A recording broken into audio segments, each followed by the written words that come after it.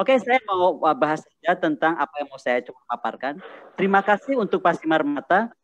Bapak mengantarkan sekali apa yang saya mau sampaikan sebenarnya, Pak. Dan tadi slide Bapak terakhir saya suka banget. Karena gini, kita itu lupa ya, kekuasaan Indonesia dalam maritim. Kalau kita baca buku Alexander Darley, pasti kita nggak akan kejut-kejut. Jadi kekuasaan Navy terbesar dunia, pertama tuh Hellenic Navy. Kemudian dituntun oleh Roman Navy. Indonesia adalah yang ketiga. China Navy yang demikian hebat, itu lahir 8 generasi setelah Indonesia Navy. Jadi tolong diingat, kita bukan saja negara maritim dengan nenek moyang maritim, tapi maritim kita tuh dikdaya sekali. Bayangkan Hellenic Navy, Roman Navy, Indonesian Navy ketiga. Oke, kita mulai dari sini aja. Indonesia ini adalah sebagai negara global maritime fulcrum. Apa artinya sih? Menjadi negara poros maritim dunia itu menurut saya tidak cukup menjadi hanya maritim dunia, tetapi menjadi poros dari antara dunia. Itu kenapa berbicara tentang ekonomi biru, tidak saja bicara tentang ekonomi biru tua, tapi biru muda gitu loh. Dan juga green economy. Karena green economy ini nggak bisa dilupakan. Hari ini Inggris membuat roadmap, jangan, dia kan negara maritim. Dia membuat roadmap ekonominya adalah green economy sampai 2030. Nah, saya suka sekali dengan paparan Pak Simarmata karena kita membawa apa yang disebut oleh World Maritime Axis. Silent Communication Indonesia menjadi jalur maritim utama dunia. Ini mesti kita patut ingat untuk perdagangan, untuk sumber daya, dan pergerakan militer. Ada masalah kuat, yaitu bagaimana kerjasama Australia, Jepang, India, dan Amerika untuk mengamankan silent of communications, termasuk silent of communication kita. Bagaimana masalah flow of resource, bagaimana masalah World Trade Security, extended ADIS, extended AMIS misalnya kan, freedom of the sea, dan military build up yang terjadi di kawasan. ALKI yang kita miliki erat kaitannya dengan apa yang disebut peradaban dengan lautan. Indonesia menjadi penghubung penting dari Eurasian Blue Belt, tadi sudah digambarkan juga oleh Pak Simarmata. Kemudian memiliki peranan sangat penting bukan saja dalam SLOC, tapi juga kepada Ocean Web of Communications. Wilayah laut ALKI Indonesia menjadi penghubung penting dalam akses area, di mana lautan Hindia, Southeast, dan Southeast Asia Pasifik ada di dalamnya. Dan terkait world shipping, kita tahulah, tadi paparannya Pak Rohmin sudah menjelaskan dengan baik gitu kan. Tadi itu saya bingung ya, itu tuh sebenarnya keynote, tapi jadi kayak paparan. Nah, masalahnya Asia Pasifik itu sekarang bukan cuma masalah Asia Pasifik, tetapi sudah menjadi Indo-Pasifik. Ini peta terbaru. Map ini akan membawa perubahan strategi dari negara-negara Coalition of the Willing. Siapa itu Coalition of the Willing? Amerika, aliansi, dan kawan-kawannya. Dan akan meninggalkan negara di luar itu yang ditempatkan oleh mereka sebagai Coalition of the Non-Willing. Indonesia mau menempatkan diri di mana? Dia nggak mau bilang menyebut Coalition of the Non-Willing, dia juga nggak mau disebut Coalition of the Willing. Jadi Indonesia itu punya masalah yang gampang dan ini menurut saya masalah yang harus diselesaikan. Kita lihat poros maritim dunia. Apa sih kekuatan kita dibanding kekuatan US Fleet? Ini kekuatan Amerika Serikat di kawasan ini. Jadi coba kita renungkan aja berapa banyak kekuatan mereka dengan lihat gambar ini satu aja. Bagaimana kita mau bicara ekonomi blue dan light blue, dark blue kalau kita nggak bisa mengamankan dulu. Bagaimanapun ekonomi itu terwujud kalau ada keamanan. Nah, coba kita lihat ini aja. Cina itu udah jelas-jelas bangun kok. 2010 dia menyelesaikan Brown Water Navy. 2020 dia di Green Water Navy. Ya. Jadi hari ini kapal-kapal Cina dan penerbangan yang melindungi pergerakan maritimnya itu sudah ada sampai di bawah Pulau Jawa. 2050 dia menjadi Blue Water Navy, penguasa 2 samudera. Apa kabar dengan nawacita? Tanpa ada strategic thinker, tanpa ada akademisi, saya rasa ini juga akan bingung orang-orang mau kemana nih arahnya menjadi nawacita di 2 samudera itu, mau ngapain di 2 samudera itu.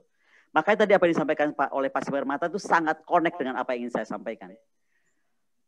Begini, Cina bukan saja punya pemimpin yang bisa mengeksekusi dan mendengar para akademisinya, tapi para pemimpin itu mampu membangun sebuah attitude. Apa namanya? Daguo, the great power attitude.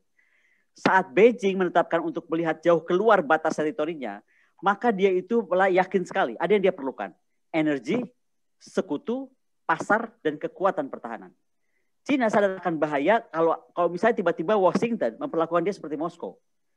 Kemudian Cina juga menetapkan pada paradigma baru sebagai Daguo itu adalah great power attitude. Karena ingin bilang bahwa sebenarnya strategi itu harus mewujud. Makanya kemudian terwujudlah sekarang keajaiban Cina abad ini gitu.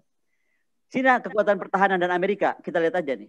2050 Indonesia mau jadi penonton aja. Tadi makanya saya suka tuh Pak Siman Mata bilang, apakah kita cuma menjadi penonton? Mereka akan saling bertempur di tengah-tengah kita gitu. Terus bagaimana dengan apa kabarnya dengan rencana kita, planning kita tentang pembangunan infrastruktur ekonomi dan infrastruktur pertahanan? Ini menurut saya nggak bisa sama sekali dipisahkan karena kita punya anggaran pertahanan yang demikian rendah. Dulu saat ekonomi kita tidak mampu, rata-rata tuh semua bandara kita misalnya itu pakai bandara punya angkatan bersenjata.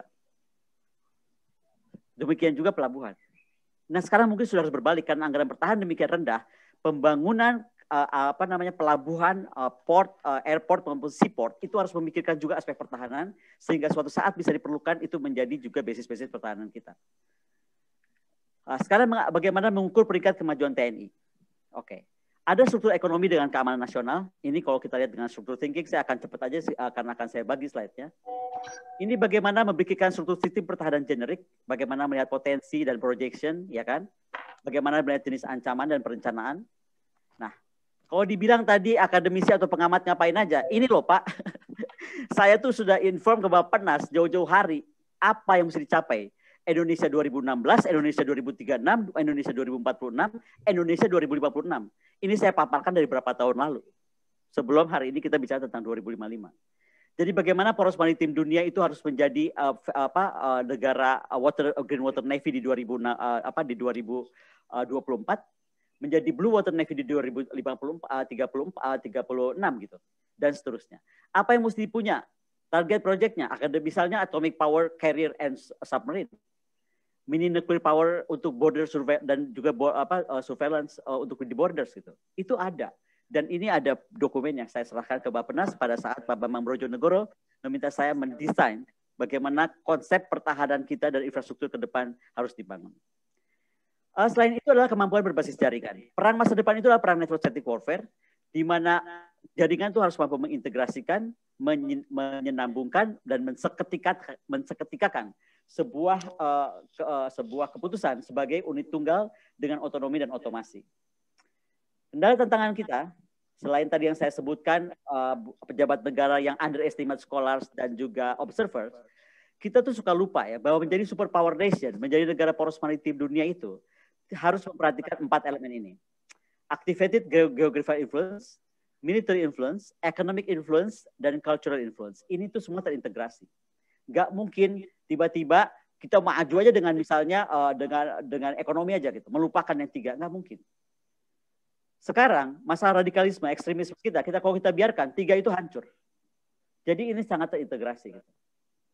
Nah, sekarang terus saya mau tanya, ada nggak keyakinan kita bahwa 14.400 perang telah terjadi dalam sejarah?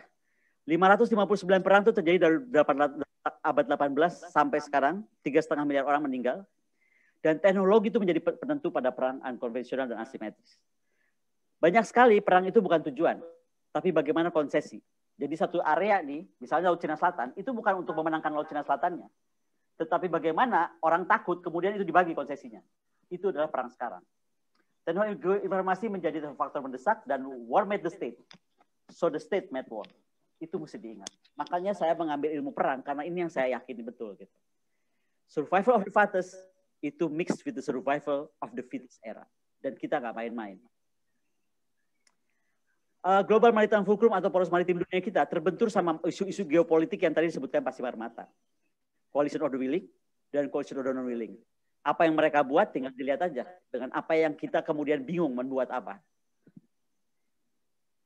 Nah, ada kompleksitas lain misalnya. Apa? Dalam Indonesia Global Maritime Fulcrum. Tentang bagaimana misalnya China dengan Rusia tadi. Bagaimana new security architecture mesti kita pikirkan. Bagaimana obor BRI. Dalam ASEAN issues. Bagaimana tentang weak capacity daripada peace building dan peacekeeping activities. Bagaimana tentang sovereignty dan non-interference kita. Bagaimana tentang territorial dispute. Itu semua tuh sangat intertwined gitu. Jadi nggak bisa eksekusi. Eksekusi itu punya planning. Planning itu punya perencanaan. Perencanaan itu perlu pemikir. Nah, Robert Kaplan. Ini pemikir. Dia seorang observer dan diundang selalu oleh Presiden Amerika Serikat untuk memberikan masukan. Dia bilang masa depan itu terbelah pada dunia secara teknologi, isu lingkungan hidup menjadi penting, overpopulation menjadi penting, crimes menjadi penting, kelangkaan sumber daya, food, water, and energy, migrasi dan refugee menjadi masalah, nation state border akan menjadi masalah, private military akan mengalahkan the real military of the state, dan kekerasan sipil akibat perang ini akan membawa bencana. Perancis, coba kita lihat.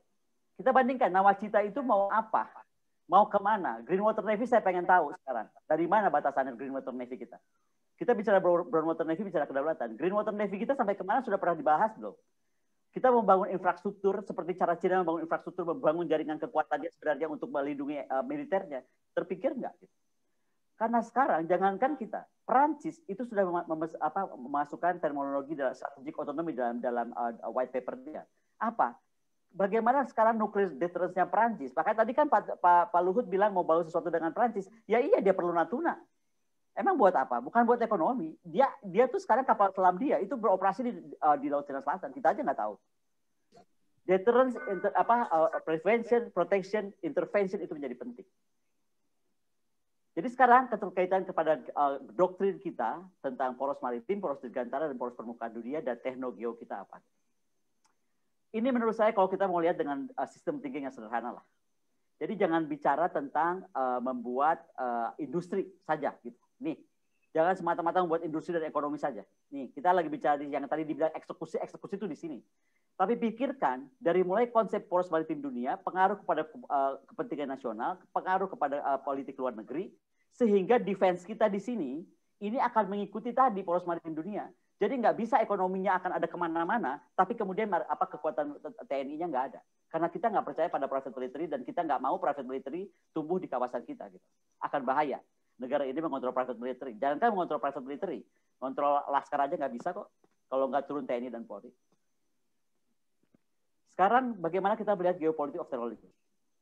Mereka yang memiliki the greatest doctrine dan teknologi akan memenangkan perang. Negara harus segera menekankan pada kekuatan teknologi, peralatan dan taktik perang modern, dan perubahan kecepatan dan ketepatan menghancurkan selektif dalam perang adalah kemampuan mengubah politik dan militer dunia. Menjadi negara nawacita tadi, menjadi negara poros maritim dunia atau apapun itu dengan segala uang yang banyak sekali kalau memang kita bisa lindungi, bisa nggak membuat kita mengubah politik dan militer dunia? Itu dulu. Ini perlu strategi. Strategi perlu pemikir, dan pemikir itu kadang-kadang nggak berani bicara. Dia perlu observer, dan seorang yang berani bicara di media untuk menyampaikan pemikirannya. Structure of One Water, One Sky Policy ini untuk saya buat khusus untuk Profesor Harun. Profesor Harun dengan segala hormat bukan mengajari, tapi saya rasa inilah yang saya pikirkan tentang bagaimana kebijakan maritim dan sky itu harus bersatu. Dari sistem thinking ini, ntar kita punya mungkin momen khusus aja untuk membahas ini. Doktrin mesti berubah. Saya sangat suka dengan Pak Simarmata. Pak, saya betul ofensif, Pak, ofensif.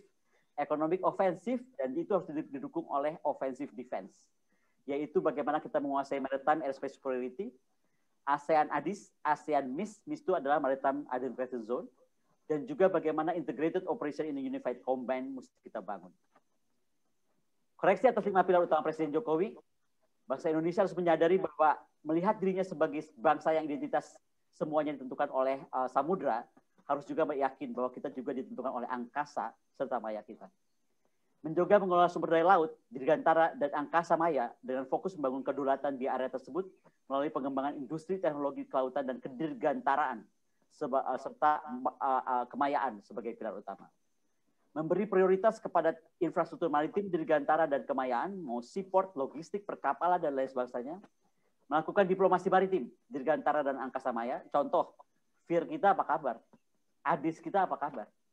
Bagaimana kita mau bilang kaya dari ruang udara kalau ADIS dan FIR kita aja sampai sekarang ditelantarkan?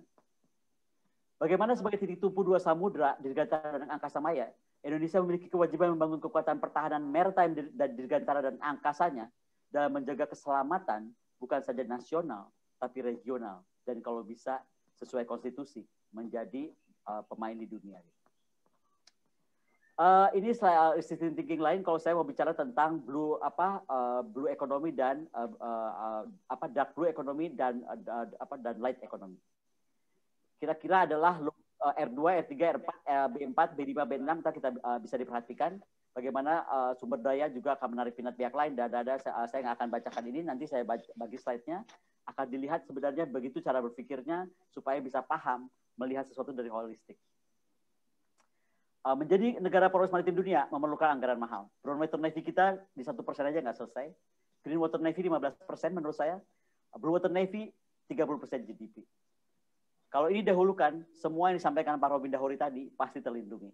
Bukan lagi menjadi sasaran para pencuri dan pelaku-pelaku asing yang kemudian mengambil semuanya dari tempat kita. Kondisi alamiah Indonesia, tadi saya suka sekali soal Alki 1 dibahas oleh Pak Simarmata. Karena ini Pak Simarmata, visi pertahanan kita juga harus jadi killing corridor. Apa misalnya? Squadron Submarine Stealth. Kenapa? Karena ada tadi, kenapa harus submarine stealth? Karena di Alki 1 ini memang rendah, Pak. Nggak bisa kita bangun kekuatan misalnya kapal selam seperti kapal selam untuk Alki 2 dan Alki 3. Potensi comparative advantage ada underwater warfare, saya sudah buatkan juga sistem thinkingnya. Monggo diikuti, dipelajari oleh Bappenas. Nah, kenapa harus saya bicara tentang maritime identification zone? Karena sekarang AMIS Australia itu telah mengambil sekitar 1.800 km dari batas luar Australia, jadi membelah Indonesia di bagian tengah. Membelah 6 negara. No less than 6 nations. Apa kabar Indonesia? Pernah komentar soal AMIS ini? Enggak. Pernah terpikir untuk membangun infrastruktur yang akan mengalahkan AMIS ini? Itu juga enggak. Jadi sekali lagi, ini kita bisa ketahui karena adanya akademisi, karena adanya observer. Enggak semua orang tahu apa yang dia tahu. Semua orang itu ada tempatnya, semua tempat itu ada orangnya. Itu benar sekali itu yang disampaikan oleh Pak Simarmata tadi. ADIS, perhatikan ADIS. Ini apa yang dibuat oleh Laut Cina Selatan, oleh Cina di Laut Cina Timur. Dia langsung mengembangkan ADIS-nya karena waktu itu dia mendorong Brown Water Navy-nya. Maka di Brown Water Navy, ADIS Laut Cina Selatan pasti akan diambil. Indonesia mau jadi penonton? Nggak mungkin. Akan jadi perang bukan cuma di laut tapi di ruang udara Indonesia kalau ADIS nggak kita ambil dan kita atur dengan ASEAN bagaimana mengaturnya. Jadi kita harus stop menjadi negara yang cuma bisa eksekusi, tapi eksekusi dalam wilayah kedaulatan. Eksekusi kita menjadi negara poros maritim dunia adalah eksekutor dalam kawasan dan harus berpikir besar gitu loh, menjadi pemain-pemain seperti nenek moyang kita. Terakhir nih mungkin saya mau bilang, presiden kita tuh canggih banget loh. Presiden kita udah canggih, udah bicara tentang SpaceX gitu.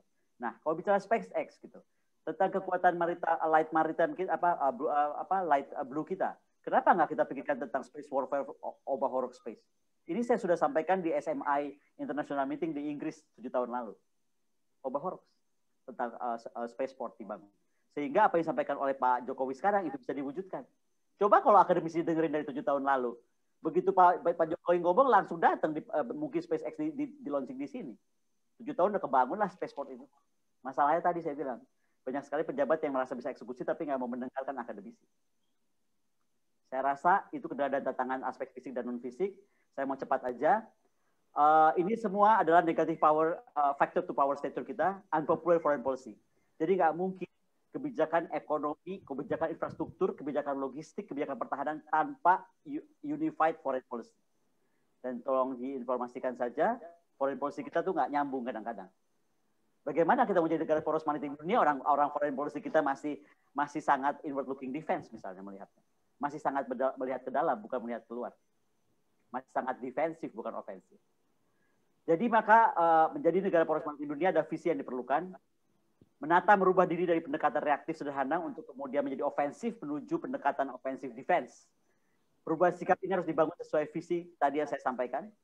Perlu menambahkan airspace defense dan maritime defense element. Menyusun roadmap menuju ke pencapaian target nawacita. Mempersiapkan TNI ke arah selatan menghadapi tantangan kelangkaan food, water, dan energy security bagi terwujudnya masa depan Indonesia. Itu kemana? Ke Kutub Selatan. Kita punya hak di Kutub Selatan sekitar 19% wilayah Kutub Selatan dan kita nggak bisa ngapa-ngapain karena kita nggak bisa sampai ke sana. Dan itu sekali diduduki oleh Australia. Itu saja. Dan ini harus kita bangun 4 armada sebenarnya untuk kita bisa menjadi pemain dari coalition of the willing dan coalition of the non-willing countries.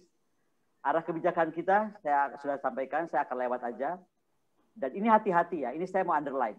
Jangan tiba-tiba pengen dibilang menjadi negara industriawan, menjadi tiba-tiba ngaku-ngaku industriawan. Banyak sekali situasi pseudo industri pertahanan terjadi. Kita aja nggak jujur. Coba KKIP jujur. akan terlihat ada pseudo industri pertahanan. Nah, ini yang harusnya kita targetkan ketika kita menjadi negara yang demikian hebat di 2055. Maka tingkat pinjaman luar negeri akan turun, tingkat PDN kita akan meningkat dengan APBN. Tapi sekali lagi awasi ketat industri pertahanan atau industri sipil yang bersifat pseudo, bersifat semu, karena itu pembunuhnya. Kesimpulan, potensi Indonesia merupakan comparative advantage. Manusia, lautan, ruang dirgantara, dan geostrategis geostasioner Indonesia. Indonesia harus memiliki proyeksi kekuatan pertahanan letal, ofensif, efektif, dan perombakan doktrin inward-looking defense harus dirubah menjadi outward-looking defense. Demikian juga ekonominya, jangan cuma menjadi pemain di dalam rumah, tapi menjadi pemain di luar rumah, seperti nenek moyang kita. Dan yang terakhir, utamakan perubahan struktur yang lebih kuat untuk menjadi pegangan kekuatan kita.